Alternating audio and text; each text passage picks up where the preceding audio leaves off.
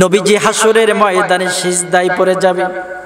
আল্লাহ পাক বিশ্ব নবীকে বলবে, ইয়া রাসূলুল্লাহ, ইয়া হাবিবাল্লাহ, নবী গো কেন সিজদা দিয়েছেন, কি হয়েছে? আবার নবীজি বলবে, আল্লাহ আমার গুনাহগার উম্মতকে মাফ করে দাও। তুমি তো বলেছো ইন্নাল্লাহা গফুরুর রহিম, তুমি অত্যন্ত ক্ষমাশীল। সূরা ফাতিহার ভিতরে আমরা পড়ি আর রহমানির রহিম, পড়ি কি পড়ি না? আপনি তো গফুরুর রহিম, আপনি দয়ার সাগর, রহমতের নবী, দয়ার নবী, মায়ার নবী। আপনি আমার উম্মতকে মাফ করে দেন। নবী আমার সিজদায় পড়ে যাবে। মিশকাত শরীফের ভিতরে হাদিসটা এসেছে, আল্লাহ পাক নবীকে বলবে, ইয়া রাসূলুল্লাহ, ইয়া হাবিবাল্লাহ, আপনি সিজদা থেকে মাথা উত্তোলন করেন।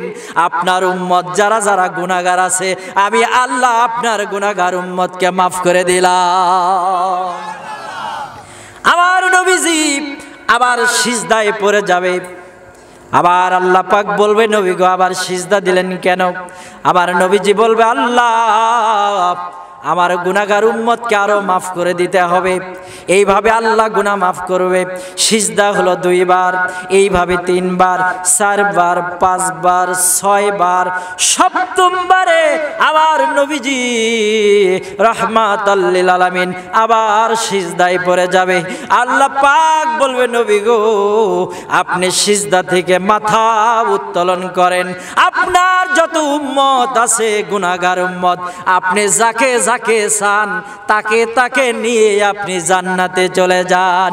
ইয়া রাসূলুল্লাহ, ইয়া হাবিব, জোরে জোরে, ইয়া রাসূলুল্লাহ, ইয়া হাবিবাল, পাই যদি নবী গো আপনার দিদার, মৌতের যন্ত্রণা থাকবে না আমার, দয়া যে করিয়া দিও গো দিদার।